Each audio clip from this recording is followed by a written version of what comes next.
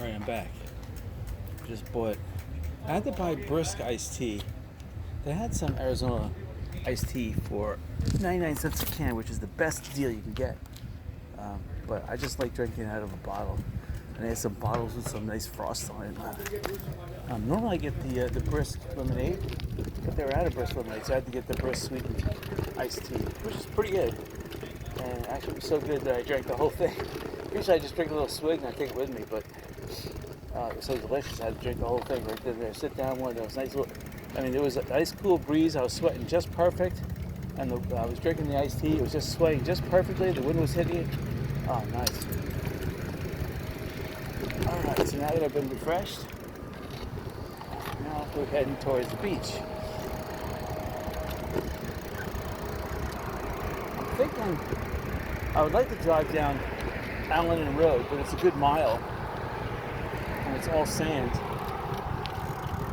Not that I care really, but just want a beach bike. Thinking about it. I haven't been down there in a while. Although I don't think there's not much to see down there. See, that's a problem. I know there's a little bridge down there. It used to be back in the 80s. Allendon Road used to be an alternate if you wanted to get to West Gulf Drive. West Gulf Drive back in the early 80s was a sand road. They only paved it around 1984, I think it was. Donax used to be a sand road. So that held out for the longest while. I think 84, 85, that's when that got paved. East Gulf Drive was always paved, but where Beach Road is, that's always been sand.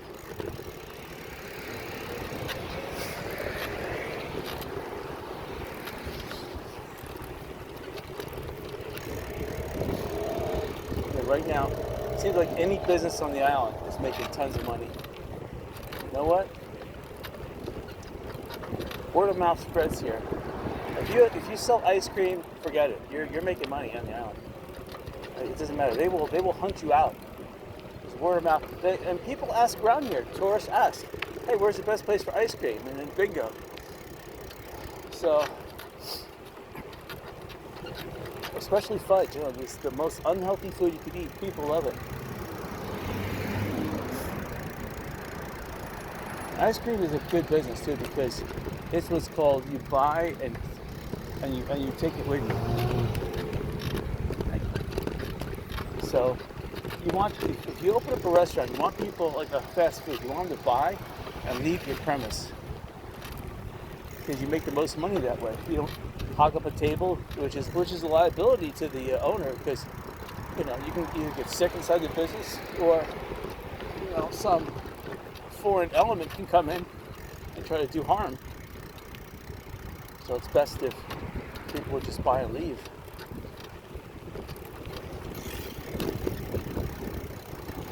Alright, so ice cream stores are definitely where to go. This fine jewelry over here, this would make a perfect real estate office. I like it. I don't know how fine jewelry can make it. It's not too hard. I love the roof though. It's perfect. It actually says real estate office all over it.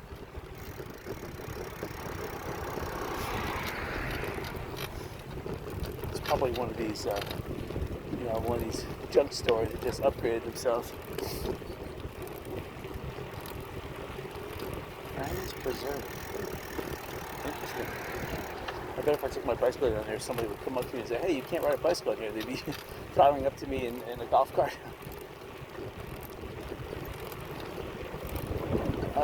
I'm getting a nice breeze right now. So I'm doing about 3, maybe 4 miles an hour. I'm getting a nice breeze.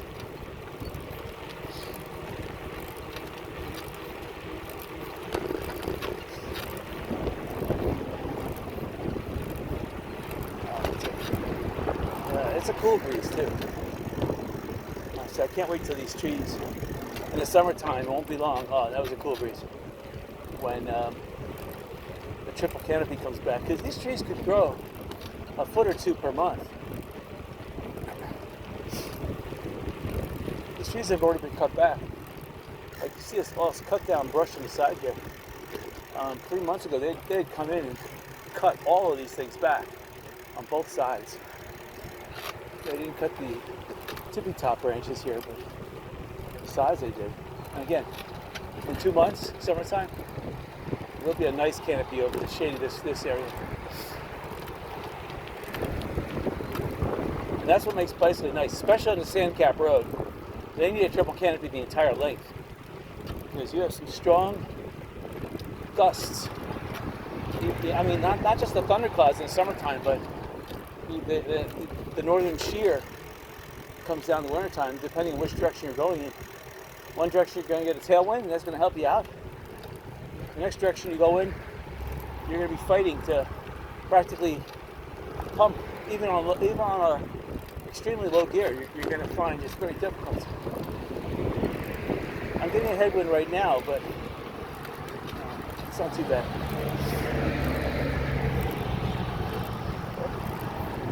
So people park their Baileys and are walking the beach. I mean, that's a way to save money. If you're going to be there for a few hours, you don't have children, you're not towing too much to the beach, you just want to, go in, tip your toes. Yeah, why not? Park at Baileys, go for a nice walk. I wouldn't walk on this asphalt though, but if you have surf walkers where you can wear in the water or on a pavement like this, or even sandals, you just slip on the sandals and take them off quickly to the beach. No one's going to steal your stuff. You put your sandals, your keys, a towel, and a shirt, a nice little pile. No one's going to touch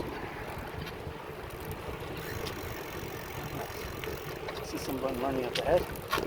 We'll catch up to them in no time.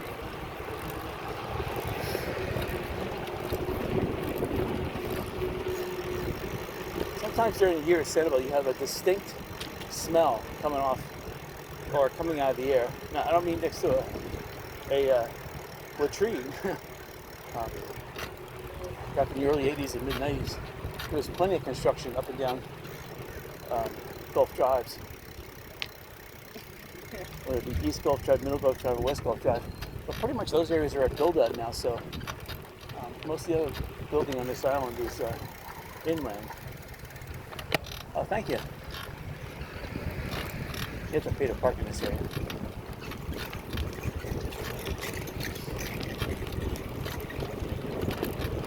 Yeah, it's sad that if you live on the island, you better have money because you're spending $400 a night to stay here. And some people are. Some people are getting away. Some of these places comp them, for a job well good if they work anywhere throughout the country, but I'd say at least 2/3 of the people here are paying for it, and it's you're paying dear. You're paying minimum $100 and some a night.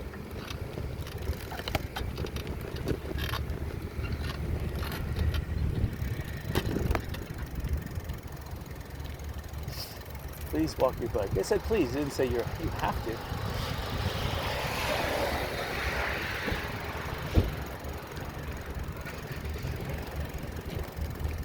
Everyone's waiting for the shower. Must be nice cold water. Let's see what. Come on. All right.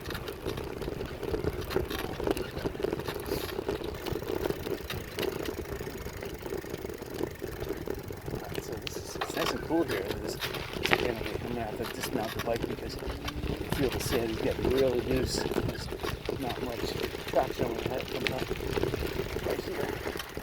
Right. It's a big dune. I only have 3-inch tires here. These aren't the big tires. If I had the nice 4-inch tires or 6-inch, with propulsion, no problem. But I could swear it's high tide. Let's see. The tide went down. The bike's laying on the beach. So, yeah. I mean, it could have been an hour since high tide, so the tide may have gone down enough. We'll see. It looks promising, but we'll see. It's definitely crowded here.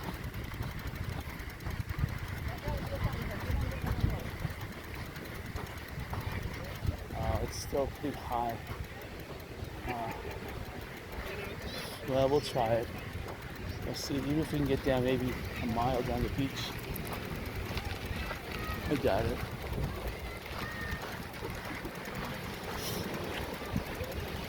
Look at all the seashells. This is another sandbar that's washed up on shore.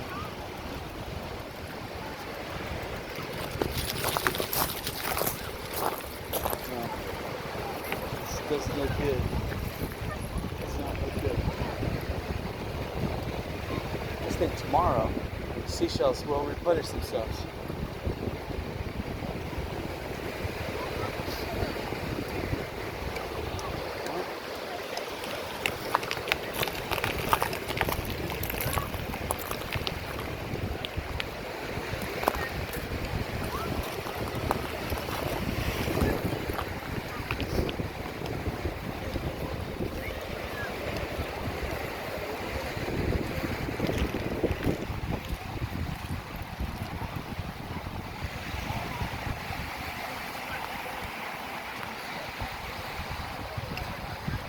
I have to ride right near the water to get to the hard packed sand.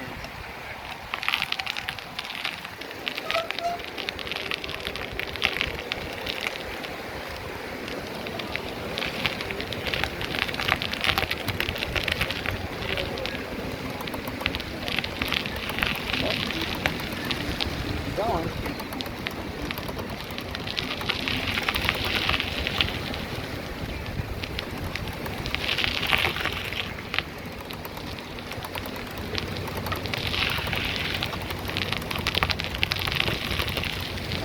These shells are pretty sharp too. Oh, wow. Gotta be careful because I have a nylon bicycle tire. It could easily be shredded with these sharp seashells.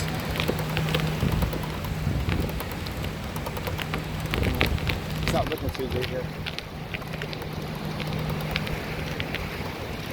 The bicycle in the water a little bit, but I'm afraid to get some of this backsplash on. I have to go really slow.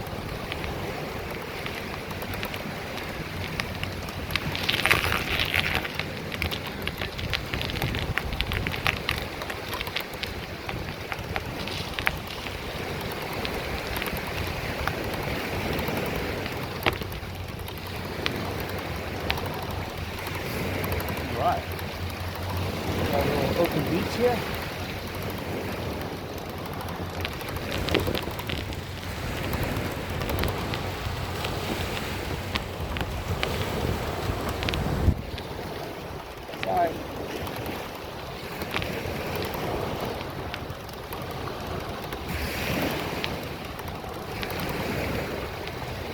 Sorry. Oh no, you're fine. You're fine. I feel terrible. Thank you.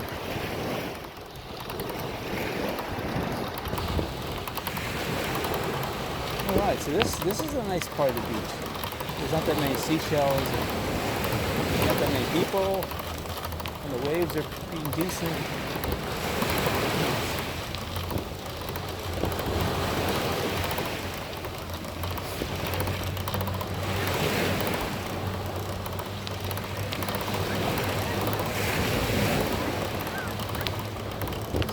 Fishing here. The water is beautiful as there.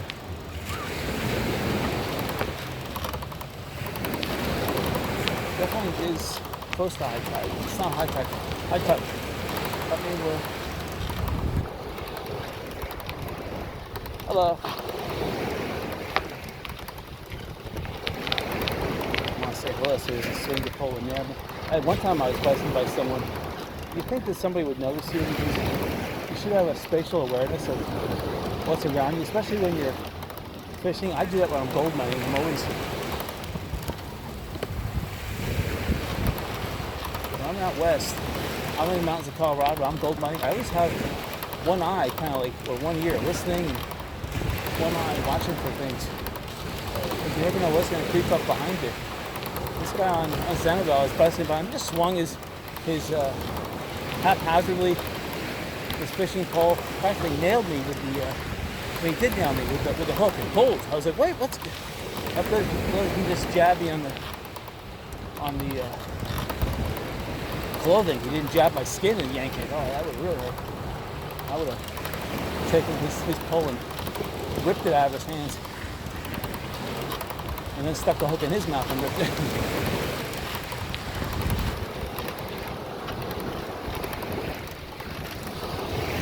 Oh, there's a fish. Wait for some hangouts.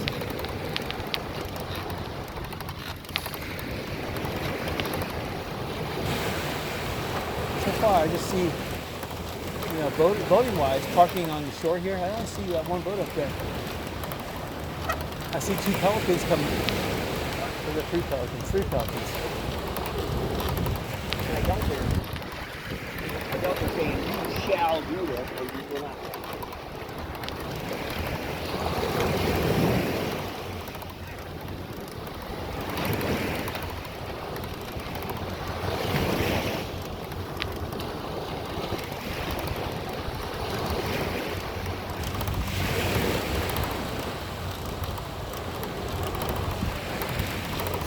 Some of these apartment complexes that are built right up to the water here.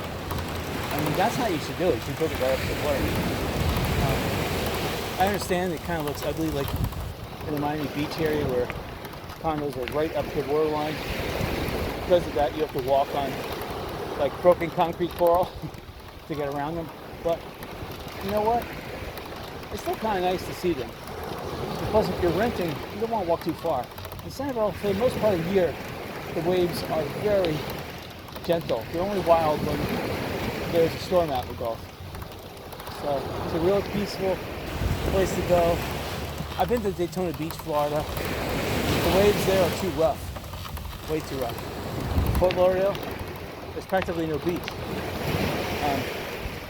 Fort Myers Beach is the waves are a little more lazy than Sanibel because it's more of an inlet beach. Where Sanibel is the Crescent Buffer Barrier Reef Island that takes most of the impact from, again, the benign Gulf of Mexico. Fort Myers Beach, this gets kind of like the backwater.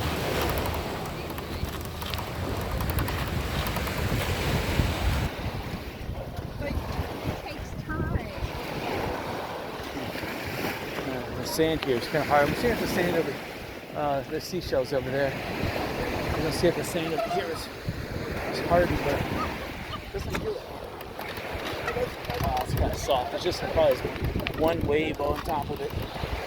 Oh, I barely get the point going here. I like how there's not that many seashells over here. I can go back over here. Okay. And the water does roll through. I had sneakers on. I forgot to put my surf walkers on, so I didn't think I'd go on the beach today.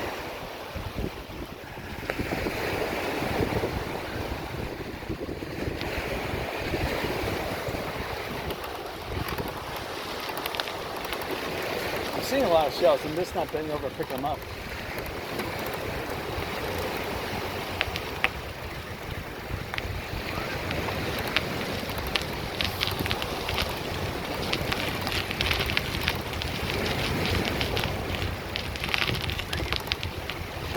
Backsplash. I don't have fenders on this bike. I was gonna put them on. I ordered some fenders. They were a little too small. They weren't the right hookups. I sent them back. I got disgusted. I lost interest in them. I still want them, but I just hate searching online for them. To get the right fenders, you have to spend an arm and a leg. But even the stuff that they advertise for an arm and a leg doesn't fit my bikes. You really have to be specific. And I go into Walmart looking at them. They'll have a front fender and no back fender the same day.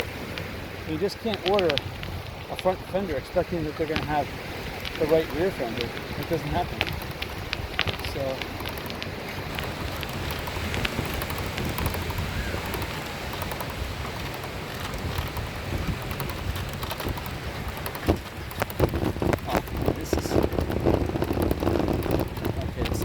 It's kind of packed.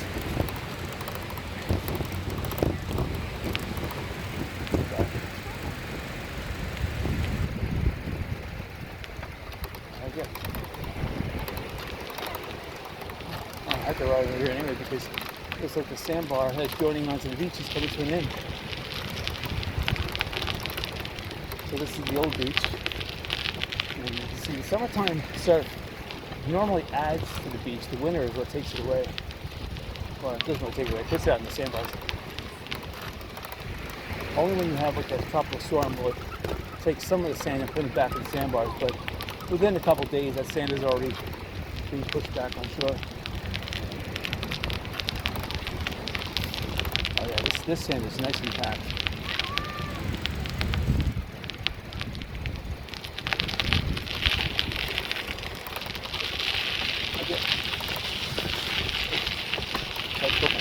hit some soft.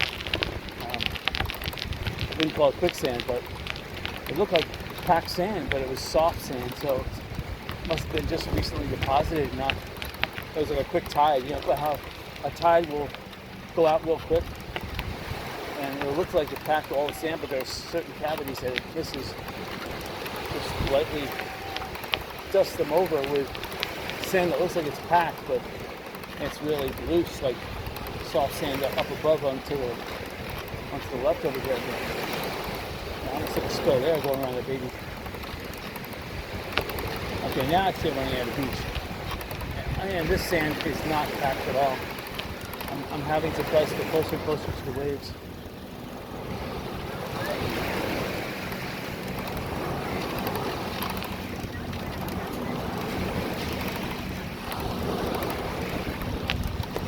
Okay, this is up by the Tangiers area on Middle Gulf Drive.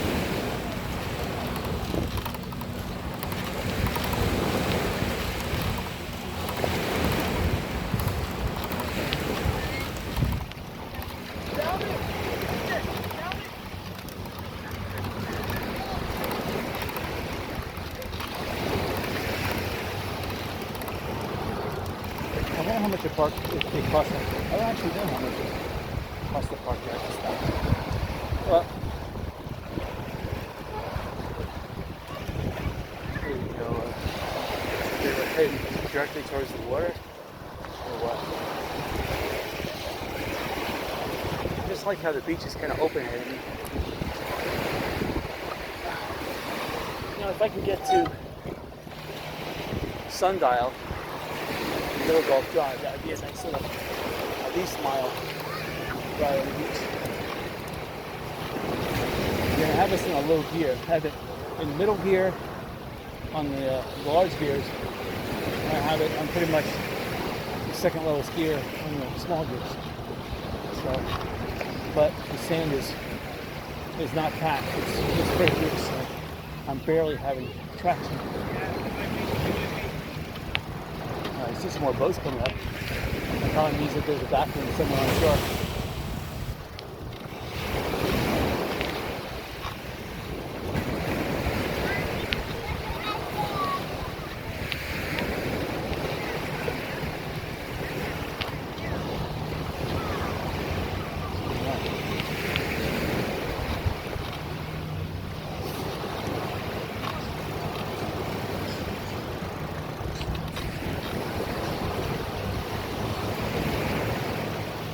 Oh, look at this little wiener dog.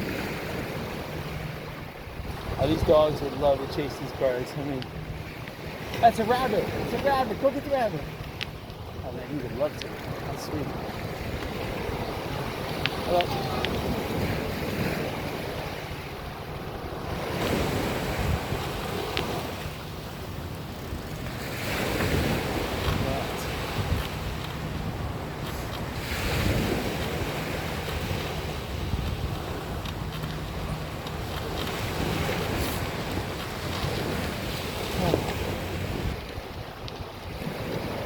Yeah, I can see the clouds over there. They're edging their way towards Sanibel. In fact, some of them may be over the White House area. So the convergence area is moving towards the west. And normally when it does that, then it gives the Everglades moisture a chance to flow to the coast. And when that happens, then you have the Gulf of Mexico moisture interacts with that moisture, and usually two different levels. And when that happens, then you have the Gulf of Mexico moisture usually flows in at a higher altitude, and it swirls the clouds in the convection area, causing huge thermals and bigger clouds to develop, and yeah, usually rain. So probably around 5 or 6-ish, it'll start raining, and it may even get larger by now.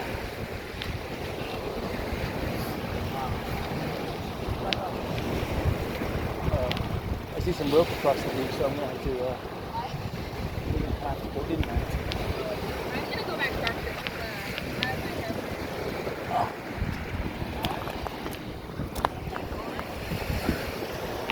Yeah, I see some anchors and rope. And that basically shows the beach pricing for the moment.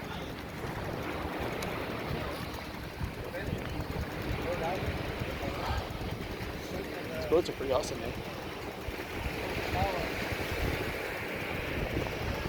You see, most boats have two anchors. You know, one anchor holding them onto shore, and one anchor holding them from going onto shore. One anchor on shore holding them from going out to sea, I should say. One anchor out at sea holding them from the beach to themselves. I see somebody up here made a teepee out of driftwood.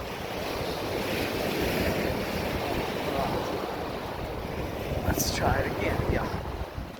They have another anchor, but I'm hoping the anchor is offshore. Like it should be. Alright.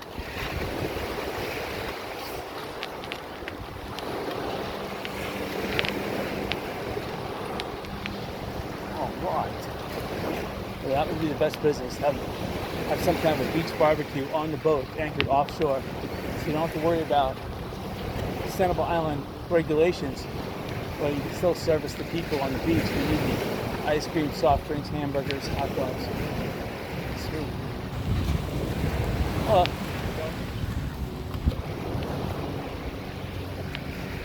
That's the best money. You don't have to pay the $6. You just anchor your boat. And there's a blockade. Yeah. Someone put a palm tree on the beach.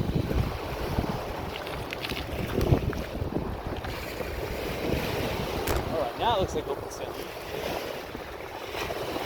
I can see, I forget the name of the apartment complex, but sundial's coming up along the curve over there. But there's the, right before the sundial, I'm not sure, I don't think it's called the boardwalk, but or it's the beach keeper, I'm not sure. But I recognize that newer style building look. It looks like a commercial building almost. Those things are built sound. To buy one of them, you're making a good investment because they're made out of some sturdy reinforced concrete. And especially if you get a second floor or higher, you'll survive the most fierce hurricane. You know, 160 mile per hour wind, no problem, that thing will survive. Most of the residences on Fort Myers Beach that were completely obliterated. Hurricane Donna was like 160, 70 miles per hour with a 15 to 20 foot wave surge. I mean, the wave surge really is what destroyed things. Wood does not hold up when you hit it with 160 mile per hour wind and a 15-foot storm surge. But concrete, on the other hand, it does hold up. So I know that Hurricane Donna, one of the only structures to survive was the gasoline station bathroom, which happened to be made out of reinforced concrete. Everything else was wiped out. The concrete slabs where the businesses were on were wiped clean, except for the bathrooms. Bathrooms were made out of reinforced concrete because people didn't want to smell the smell. And bingo, that thing survived. Right. And of course, in 1961, that's where Elvis Presley filmed his Follow That Dream up in Yankeetown, but he filmed one of the opening scenes to Yankeetown, to his Follow That Dreams movie, the 1961 movie. Filmed it here, going over the brand new Sanibel Causeway in 1961. Actually, he might have filmed it in 1960. So, that is an interesting tidbit. He was one of the celebrities that get to go across the causeway before the causeway was officially opened.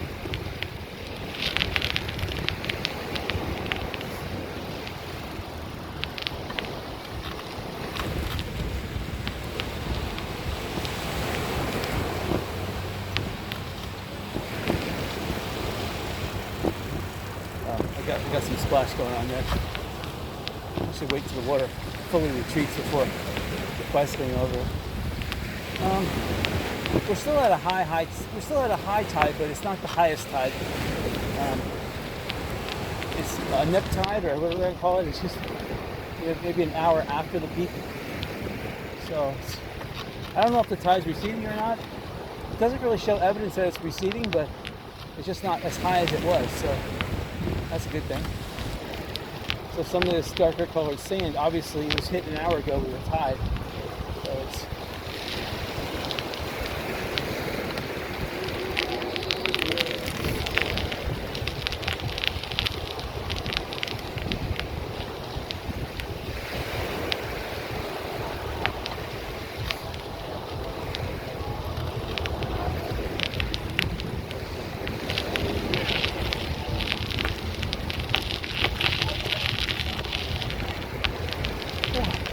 this part of the sandbar is also merging with the beach, so we're going to have to go even closer. That's how it is Sanibel.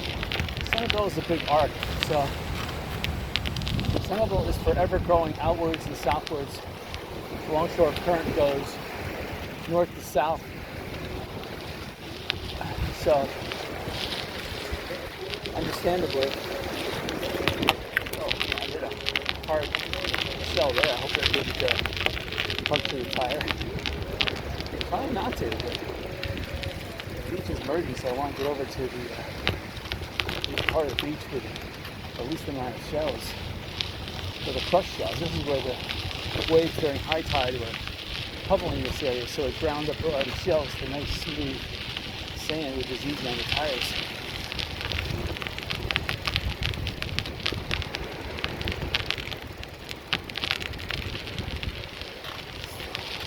Of course, people are not walking right now, so see how we're running out of nice beach.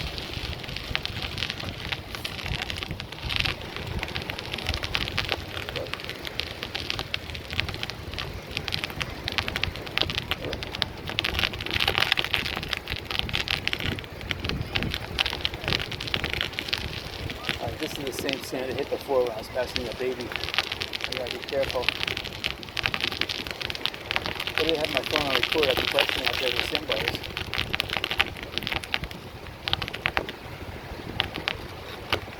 The sand is getting kind of loose up here, not packed.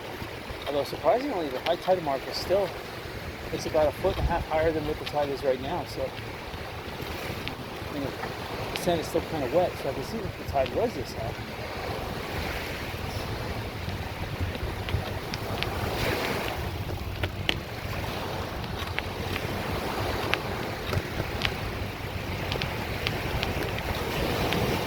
This is the sundial. I can tell. That's the pool. That's windows on the water. That's the restaurant right above the pool. So yeah, this is the sundial right here. There's a lot of boats here. There must be a bathroom close by, because that's why boats park here.